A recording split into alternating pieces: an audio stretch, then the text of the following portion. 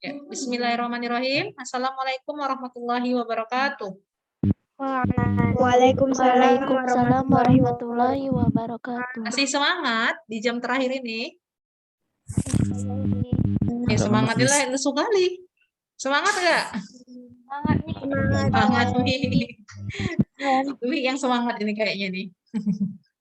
Suara Dwi aja yang terdengar. Oke. Ya. Bismillahirrahmanirrahim. Puji syukur kepada Allah Subhanahu wa taala, berkat rahmat dan ridhonya kita masih diberikan nikmat kesehatan sehingga kita bisa kembali untuk melakukan tatap muka ya, walaupun hanya via Zoom seperti ini ya, pembelajaran PKN. Nah, minggu lalu kita ulangan harian ya. Iya, Nak ya. Minggu lalu kita ulangan harian. Jadi ini adalah minggu pembahasan materi awal, materi yang baru ya. Baik, sebelum memulai pembelajaran ya, ada baiknya kita berdoa terlebih dahulu ya. Doa dimulai. Doa selesai. Baik, saya share terlebih dahulu ya PPT-nya.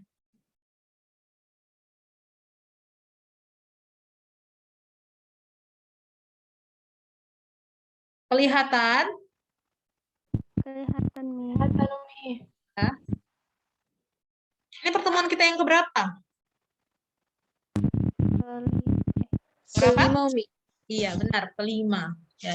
Untuk pertemuan yang kelima ini masih berkaitan dengan hak asasi manusia, ya, yaitu upaya penegakan hak asasi manusia di Indonesia. Jadi kita nanti akan membahas bagaimana upaya yang dilakukan oleh pemerintah ya selaku pemegang kekuasaan dalam menjamin hak asasi manusia setiap masyarakatnya, setiap rakyatnya, ya, dan ratifikasi ya hukum-hukum yang ada di internasional yang dijadikan ataupun yang disahkan ratifikasi kembali ya menjadi hukum ataupun peraturan HAM yang ada di Indonesia.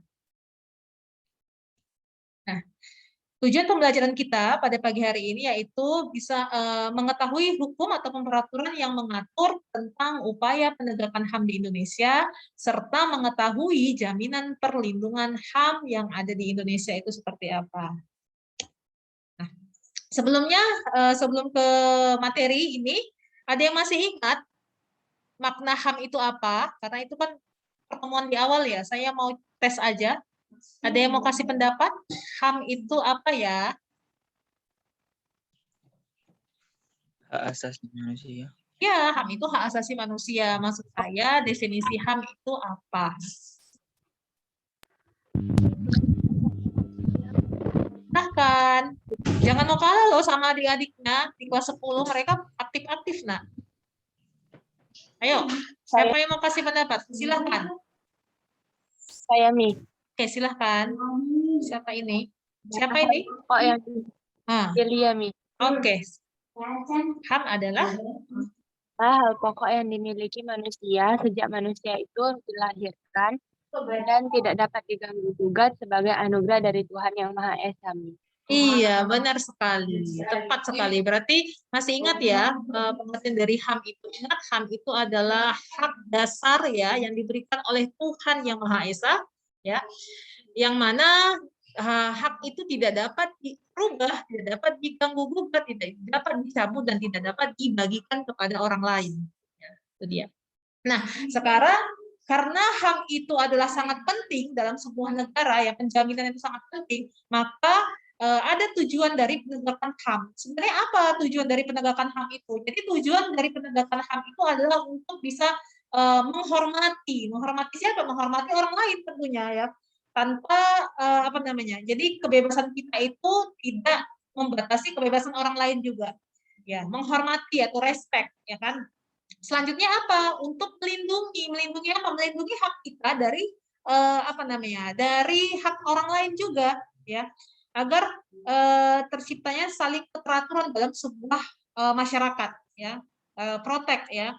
Sebagai protect untuk memenuhi sebuah kebutuhan kita, kebebasan kita ya, dan untuk memajukan. Ketika sudah terjadi menghormati, melindungi dan terjadi pemenuhan hak-hak kita, maka akan terciptalah kemajuan. Makanya tujuan terakhirnya adalah memajukan, ya kan?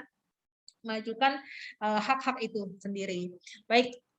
Nah, ada penjaminan perlindungan hak asasi manusia di Indonesia ya. Jadi HAM ini yang kalian tahu ya, untuk peraturan yang mengatur tentang HAM, undang-undangnya adalah Undang-Undang Nomor 39 ya tahun 1999 ya. Selain itu ya, selain dalam undang-undang di sebelum Orde Baru ya, kita terkenal dengan negara yang jaminan HAM kita itu sangat minim ya. Karena apa? Pada awalnya banyak anggapan bahwa HAM adalah sebagai produk liberal. Jadi kalau dulu sebelum adanya masa reformasi yang mengenalkan tentang instrumen peraturan hak asasi manusia, banyak orang yang menganggap bahwa HAM ini adalah produknya orang liberal, ya. Jadi kalau berbicara tentang HAM itu agak tabu. Kenapa? Banyak yang mengatakan bahwa ini adalah penganut dari liberalisme, ya. Bahkan generasi baru dari pahamnya komunisme. Saking takutnya lah komunis itu masuk kembali ke paham komunis itu masuk kembali ke Indonesia. Ya, jadi jejak-jejak dari PKI itu masih terbawa gitu dia. Tetapi sekarang pandangan tersebut berubah ya. Apalagi sejak reformasi ya tahun 1998 ya, kebebasan kita itu sudah mulai tampak ya, yang tadinya kita tidak bisa mengkritik pemerintah, kebebasan berpendapat, tapi di era reformasi semua itu berubah ya. Pandangan tentang HAM semakin maju. HAM bukan lagi ya HAM bukan lagi sebagai pandangan liberal, tetapi ini adalah tuntutan masyarakat dunia, bukan hanya tuntutan masyarakat Indonesia, tetapi tuntutan masyarakat dunia ya, yang berimbas pada pemenuhan kebutuhan hak-hak di Indonesia. Sesuai dalam undang-undang kita juga sudah diterangkan ada pasal khusus yang mengatur tentang hak asasi manusia. Pasal berapa? Pasal 28A sampai 28J dalam Undang-Undang Dasar 1945. Ini hasil dari amandemen. Amandemen terakhir, amandemen keempat tahun berapa? Tahun 2002 ya. Itu dia. Direvisi kembali. Nah, itu dia. Nah, jadi sejak reformasi 1998 telah banyak instrumen ataupun peraturan yang memberikan perlindungan dan jaminan HAM. Mungkin materi ini agak sedikit membuat kalian bosan ya, karena memang kita berbicara tentang peraturan, berbicara tentang hukum yang berlaku untuk upaya penegakan HAM. Ya, Bapak kalian bisa lihat saja, dengarkan, nanti kalau ada yang mau dicatat bisa lihat kembali di psikologi atau sambil mendengarkan sambil mencatat.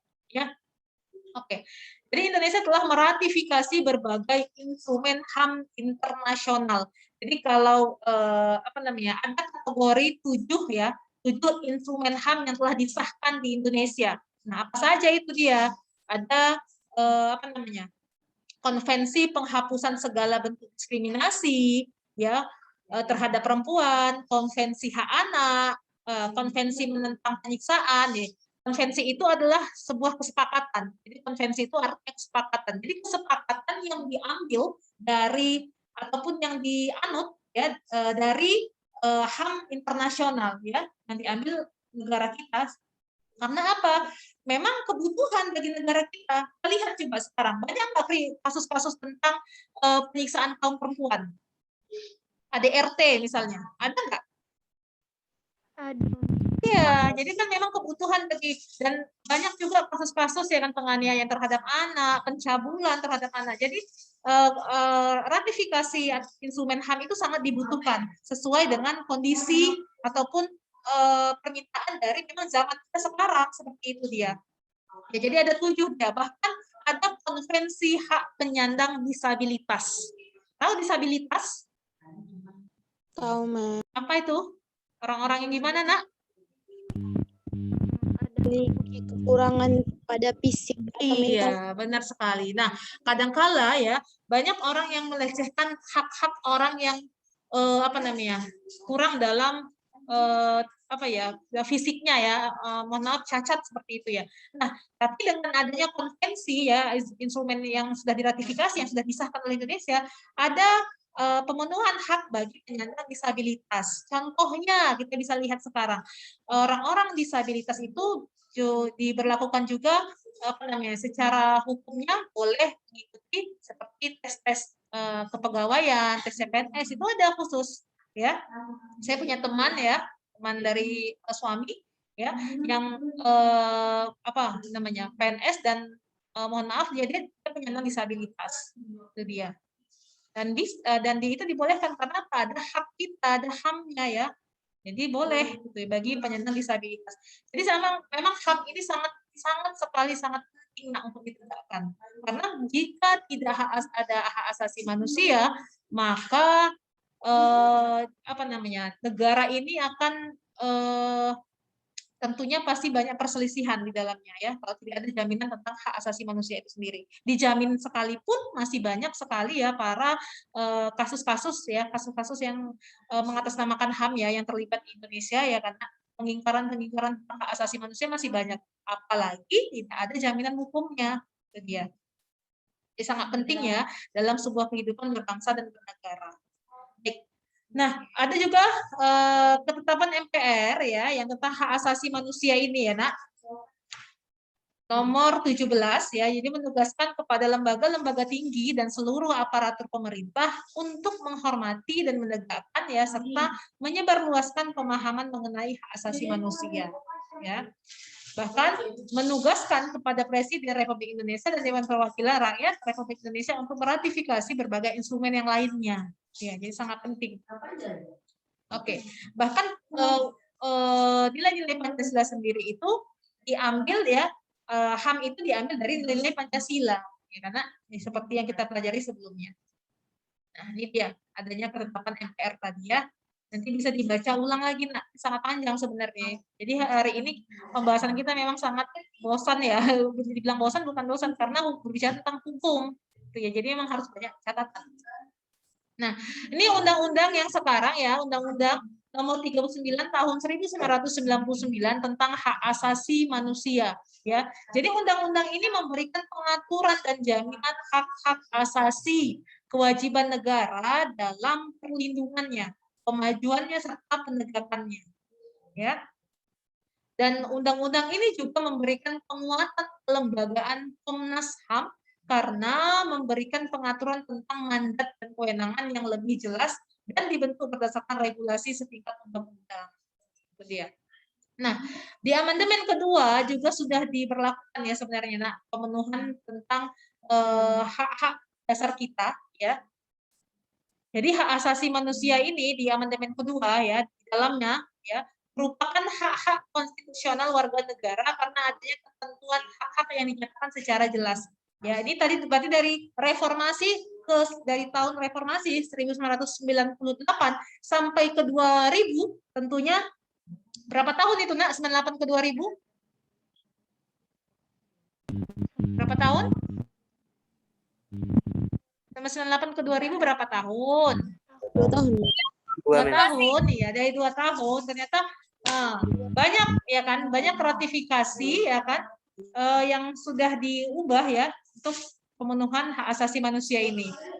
Ini dia. Ini untuk masih cerita amandemen kedua, untuk yang keempat ya kan. Jadi amandemen kedua Undang-Undang Dasar 1945 ditambahkan adalah bab baru tentang hak asasi manusia, khusus tentang HAM-nya ya, mengatur tentang hak-hak asasi manusia, tanggung jawab negara dan pembatasannya. Itu dalam amandemen kedua. Ya. Kemudian penambahan bab khusus tentang HAM ini menambah penguatan hak-hak konstitusional.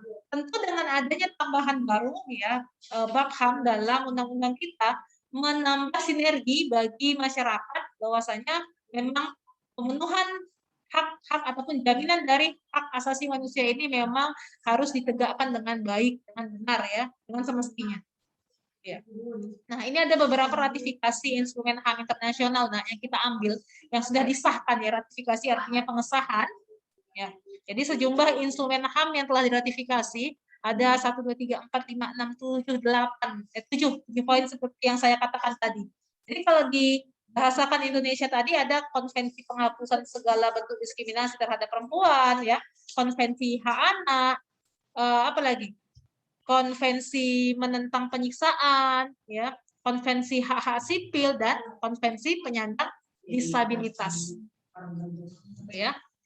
Nah, ada juga rencana aksi nasional yang telah dibuat oleh pemerintah, yaitu adalah RANHAM. RANHAM itu adalah Rencana Aksi Nasional Hak Asasi Manusia. Jadi dalam kebijakan RANHAM ini ya, sejak tahun 1998 di tahun reformasi dibuat, ya pemerintah juga menyusun RANHAM. RANHAM pertama kalinya itu dibentuk berdasarkan keputusan Presiden nomor 129 tahun 1998 yang memuat serangkaian langkah untuk peningkatan dan kemajuan HAM selama periode dari 1998 sampai 2003, ya. Berarti setelah amandemen kedua, ya. Dan HAM juga merupakan kebijakan pemerintah yang diharapkan bisa memberikan arah serta upaya untuk kemajuan dan perlindungan ya hak asasi manusia, ya. Ini dia juga ada. Jadi RANHAM ini juga selalu selalu direvisi, ya. Ini dia. Untuk yang kedua sampai yang ketiga periode 2019 sampai 14. Nah, ini penegakan HAM. Jadi penegakan HAM adalah sejatinya ya selain adanya undang-undang yang telah dibuat oleh pemerintah juga menegakkan HAM dengan adanya dibuatnya pengadilan khusus tentang hak asasi manusia, ya kan? Bahkan bukan diadili di pengadilan biasa, tapi ada pengadilan khususnya. Ya, ada juga hakim khususnya, hakim ad hoc, banyak lembaga-lembaga yang yang melindungi ya, yang bisa menjamin hak-hak masyarakat ya jika tidak ada jaminan dari negara. Bahkan dunia internasional ya PBB juga mengisyaratkan bagi negara yang dianggap tidak mampu menyelesaikan perkara atau kasus-kasus HAM itu bisa dibawa ke mahkamah internasional ya. Jadi sangat benar-benar penegakan HAM ini bukan hanya di Indonesia tapi di seluruh dunia diberlakukan ya. Bisa dilihat ya, nanti bisa dibaca saja dan terlalu panjang materinya. Nah, jadi lembaga-lembaga peradilan juga mempunyai kewenangan untuk memastikan perlindungan, penghormatan, pemenuhan dan penetapan tadi. Seperti yang saya katakan tadi ya, lembaga peradilan bahkan dibuat pengadilan khusus ya, peradilan yang membuat pengadilan khusus tentang hak asasi manusia. Nah, ini dia. Pengadilan juga dapat menjadi syarat untuk menilai suatu kebijakan atau regulasi yang bertentangan dengan hak asasi manusia. Nah, ada juga Dewan Perwakilan Rakyat yang dibentuk oleh pemerintah ya untuk membentuk, mengubah segala kebijakan regulasi yang setingkat dengan undang-undang yang berkaitan dengan hak asasi manusia. Ya, DPR juga melakukan pengawasan, menerima pengaduan yang berkaitan dengan kasus-kasus dari hak asasi manusia. Jadi kita bebas melaporkan. Jadi masyarakat itu bebas melaporkan jika kita melihat tindak tanduk kriminalitas tentang pelanggaran HAM sekitar kita. Kita bisa melaporkan ke LSM, kita bisa melaporkan ke lembaga Komnas HAM, dan kemana saja itu diterima masukan kita. Jika kita memang betul-betul melihat pelanggaran HAM yang terjadi di sekitar kita. Ya, tapi kadang-kadang masyarakat tuh takut ya kan jika melihat pelanggaran HAM dia cuma diam gitu. Nah, itu yang menjadi masalah sebenarnya. Kenapa kasus-kasus pelanggaran itu banyak yang terjadi tapi tidak ada titik temunya, ya. Nah, ada lembaga-lembaga yang negara yang lain ya. Contohnya tadi Komisi Perlindungan Anak Indonesia menangani masalah-masalah anak, Komnas Perempuan yang menangani masalah diskriminasi ya. Ada Ombudsman Republik Indonesia, lembaga yang mempunyai kewenangan untuk menangani masalah maladministrasi, ya kan? Komisi Informasi, ya, yang menangani masalah sengketa informasi dan lain-lain. Jadi sangat banyak sekali lembaga-lembaga negara maupun baik intern maupun ekstern yang menjamin tentang pemenuhan hak-hak asasi manusia. Nah, ada juga penegakan HAM-nya ya karena tadi. Nah, jadi peran kita sebagai masyarakat harusnya kita ya jangan diamkan jika kita melihat kasus-kasus pelanggaran HAM yang terjadi. Harusnya kita seperti apa? Ya bisa melaporkan atau melakukan pengaduan tentang adanya pelanggaran HAM atau melakukan gugatan hukum ya ataupun mendorong adanya tindakan-tindakan untuk menghormati HAM ya, kepatuhan pada hukum. Jadi sejak dini ya HAM itu sudah mulai disosialisasikan kepada masyarakat. Kenapa saya bilang sejak dini? Ya seperti pada kalian pada tingkat sekolah ya. Jadi untuk tingkat sekolah kalian sudah bisa mendapatkan pelajaran tentang ataupun pendidikan tentang hak asasi manusia. Supaya apa? Kalian tahu yang mana hak kalian, pemenuhan hak kalian itu seperti apa, adakah jaminan hukumnya, ya kan, yang mengatur, lembaga yang bisa kita hubungi jika ada kasus-kasus pelanggaran HAM. Jadi kita paham tentang itu, ya. Nah, selain itu, ada juga ini adalah lembaga eksternal, ya, namanya ELSAM. Anda pernah dengar nama ELSAM? Pernah? Ya, jadi ELSAM adalah lembaga studi dan advokasi masyarakat.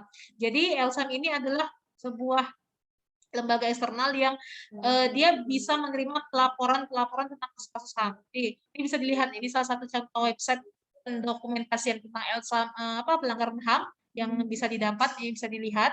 Jadi di Indonesia, di seluruh pulau manapun bisa menghubungi ELSAM dengan melakukan mencari websitenya, ya. Ini dia.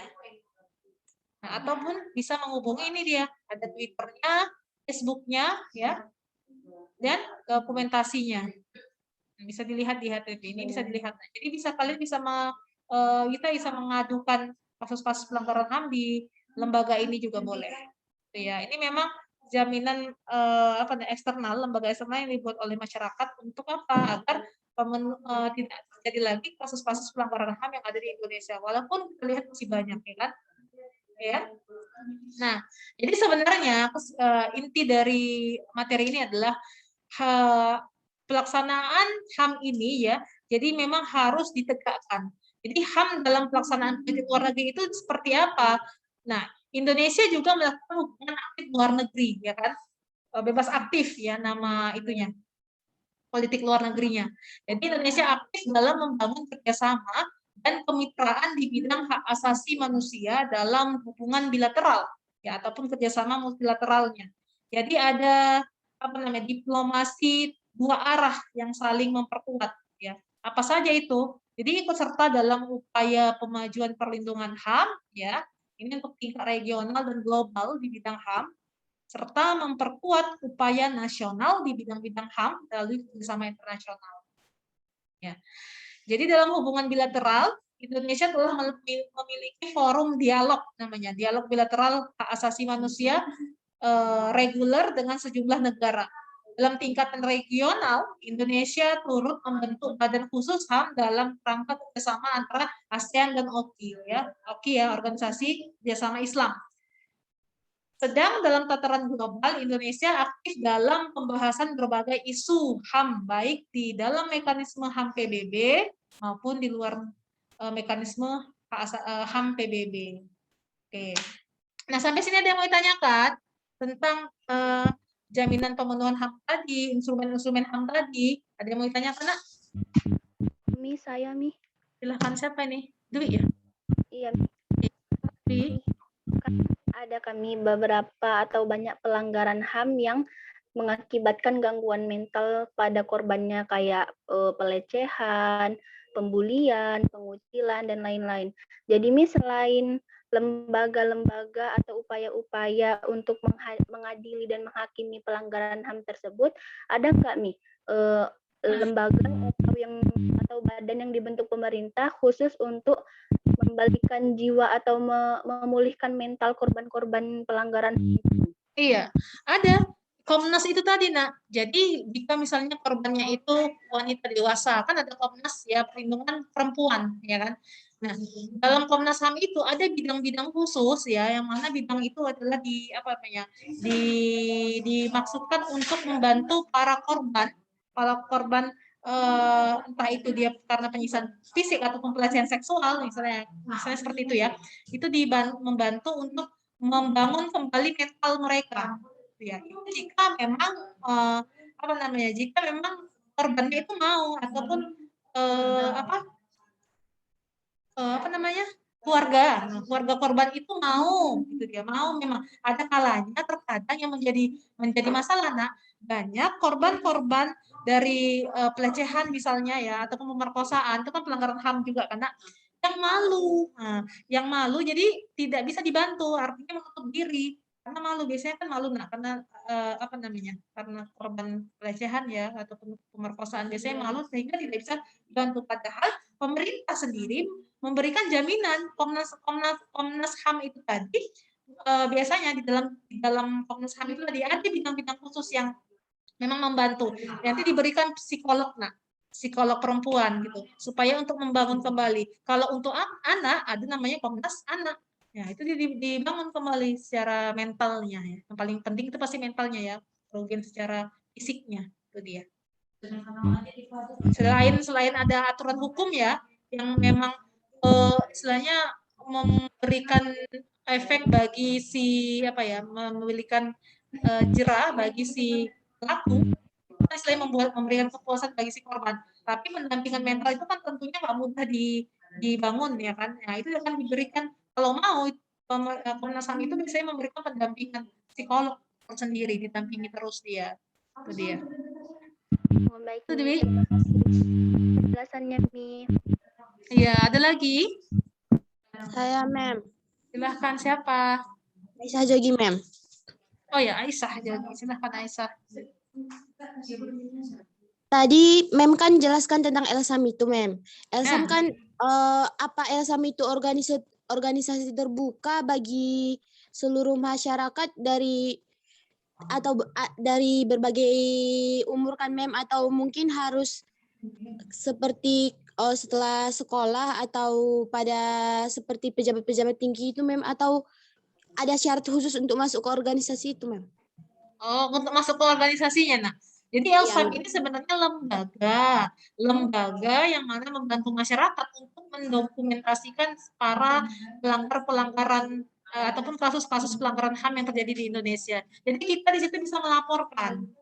Supaya apa? Sebenarnya sebagai pelajaran bagi masyarakat. Nah, jadi itu lembaga dibentuk oleh masyarakat ya. Masyarakatnya siapa? Para advokat ya, pengacara yang memang orang-orang yang terpanggil hatinya ya untuk apa namanya, memberikan pemenuhan hak asasi manusia, itu dia.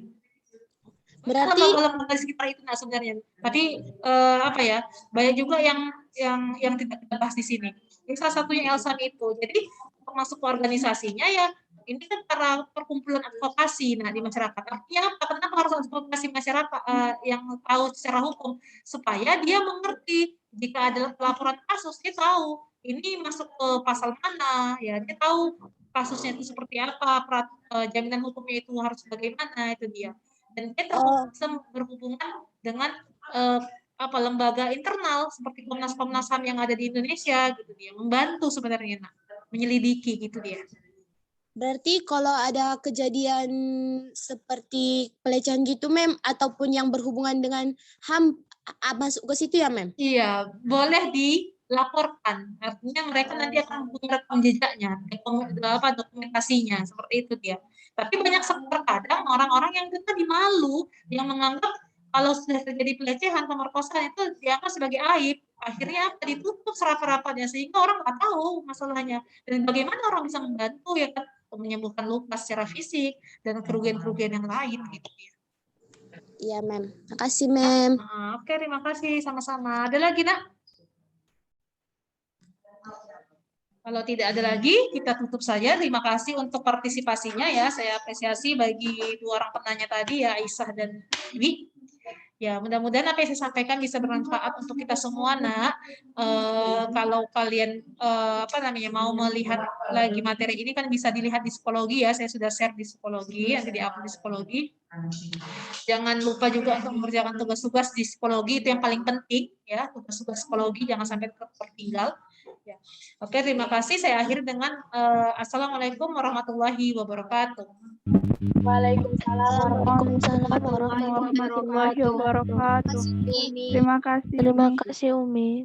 Sama.